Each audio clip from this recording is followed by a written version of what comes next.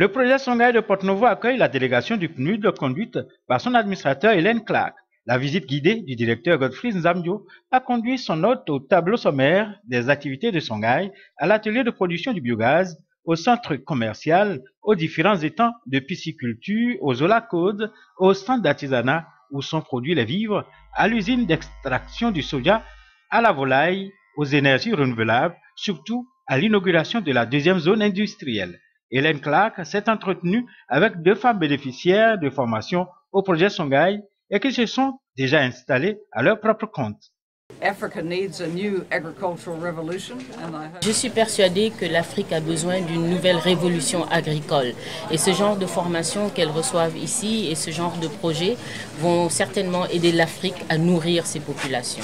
Après Porte-Novo, Hélène Clark s'est rendue à Kétou, à quelques encablures au nord de la capitale, aux côtés du président Boni Yayi, pour l'inauguration de 6 centres Songhai prévus sur l'ensemble du territoire national, à plus d'1 milliard de francs CFA chacun. 9 millions d'habitants. 2 tiers de la population ont moins de 25 ans. Et parmi ces 2 tiers, 70% de la population active constitue des chômeurs.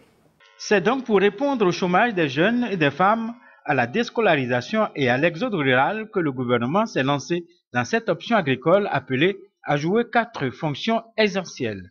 Ce centre ferait l'animation d'impact technologique en termes de recherche et développement pour l'introduction et la contextualisation des technologies performantes et durables. Le chef de l'État a signifié à son hôte que ce projet s'inscrit parfaitement dans la vision prospective du continent, les chefs d'État et de gouvernement ayant pris l'option à Maputo en 2003 pour un programme intégré de l'agriculture sur le continent. Toute la nation béninoise voudrait pouvoir compter sur vous pour que vous soyez son interprète et l'avocate auprès de tous les partenaires.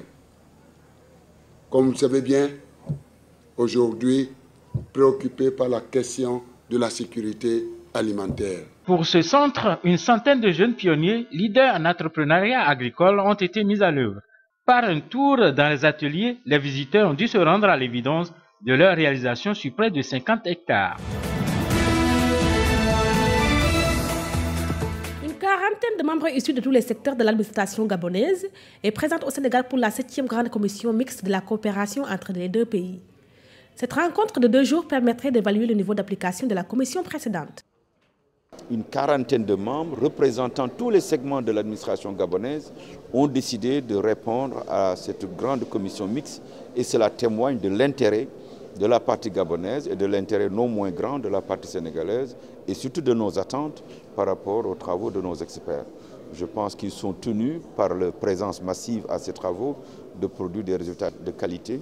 Nous l'avons dit dans nos allocutions respectives, elle sera régulière avec des comités techniques de suivi, mais elle sera désormais ininterrompue. Les 2 parties ont accordé une importance primordiale aux travaux afin de produire des résultats de qualité.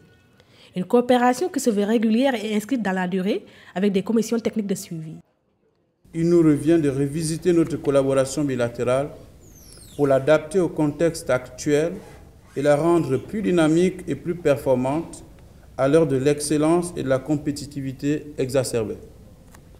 C'est pourquoi la partie gabonaise fonde beaucoup d'espoir dans une coopération gagnant-gagnant dans des domaines tels que la transformation du bois, la pêche, l'élevage, la protection de l'environnement, la promotion de la culture, des arts et du tourisme, entre autres. Depuis 1997, date de la dernière commission, les 2 pays comptent oublier ce vide et impulser une dynamique nouvelle de coopération. Ainsi, un mécanisme paritaire de suivi des conclusions sous forme de comité technique sectoriel devra se réunir au besoin pour des évaluations à mi-parcours. Un conseil national de transition pour la Gambie est lancé à Dakar à l'initiative d'un jeune franco-gambien contre le régime du président Yaya Jammeh. Âgé de 33 ans, Cheikh Sidi Abayo a invité tous les Gambiens, notamment ceux de la diaspora, à adhérer à ce conseil comme seul moyen de mettre fin à la dictature instaurée à Banjul. Nous avons un rendez-vous avec l'histoire, car la dignité et la sécurité de la sous-région et de l'Afrique sont menacées avec le comportement ubuesque et criminelle du président gambien. Le Conseil national de transition pour la Gambie interpelle les institutions africaines et la communauté internationale pour nous accompagner à accélérer la fin du régime de Jammeh pour une Gambie libre et souriante. Ce proche de l'opposant gambien Ousseynou Dabo a également annoncé la création imminente d'un gouvernement de transition de 35 membres. Des campagnes de sensibilisation sont en cours pour une reconnaissance officielle auprès de la communauté internationale. Depuis mars 2012, date à laquelle les membres du CNTG ont décidé de mettre en place un comité de réflexion pour le lancement de ce CNTG, nous avons multiplié les voyages dans la sous-région. Nous nous sommes concentrés à aller rencontrer et sensibiliser les autorités de la sous-région et de leur démontrer que le régime de Jammeh équivaut à une menace de paix et de sécurité dans la sous-région. Au pouvoir depuis 18 ans, Yahya Jammeh et son régime sont régulièrement critiqués par des défenseurs des droits de l'homme pour des violations des libertés. Il a récemment ordonné l'exécution d'une dizaine de détenus sur les 47 condamnés à mort en Gambie. Les autorités camerounaises ont lancé à Douala une opération de lutte contre les unités clandestines de fabrication de boissons. Dans cette petite distillerie, difficile d'imaginer que des boissons sont reconditionnées dans ces bouteilles ramassées dans la rue.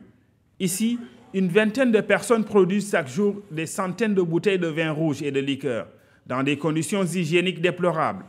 Une gamme variée de vins qui inonde le marché local. C'est impropre à la consommation et personne ne peut identifier sa composition chimique. C'est que nous nous interrogeons. Comment est-ce que ça peut se passer à un pas des administrations? Dans la ville de Douala, une vingtaine de ces distilleries déversent sur le marché des quantités énormes de produits qui échappent à tout contrôle. Les autorités ont décidé de sévir pour protéger les populations. Vous voyez avec moi, j'ai une marque de boisson, je vois la Célébro. Célébro, à partir du nom, vous constatez que ce n'est pas un nom camerounais. Voilà. Alors, quand nous allons dans les grands marchés, on dit on veut offrir, n'est-ce pas, à nos hôtes de marque la boisson, on dit Célébro. Je trouve aujourd'hui que c'est souvent Célébro est pris ici. Hein, les prix sont multipliés par 10, par 20. Ça, c'est déjà quelque chose qui ne nous honore pas. Appuyés par les ONG, les autorités ont procédé à des saisies de stocks de bouteilles d'alcool frelatés et contrefaits. Une enquête est ouverte. Les promoteurs de ces distilleries clandestines encourent des peines pouvant aller jusqu'à 6 mois de prison au moins et de fortes amendes.